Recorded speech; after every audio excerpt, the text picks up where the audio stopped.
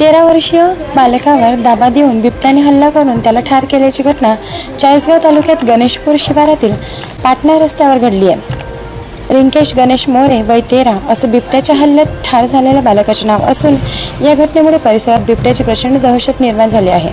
याबाबत असे की गणेशपूर येथील रहिवासी रिंकेश मोरे हा आपल्या 3 मित्रांसोबत पाटणा रस्त्यावर रनिंग करण्यासाठी निघाला होता। सर्वांच्या पुढे धावत असलेल्या रिंकेशला काही अंतरावर बिबट्या आढळला। बिबट्याला पाहताच रिंकेशने मागे धावत येणाऱ्या मित्रांना आवाज देऊन तो स्वतः जवळच्या एका झाडावर चढला।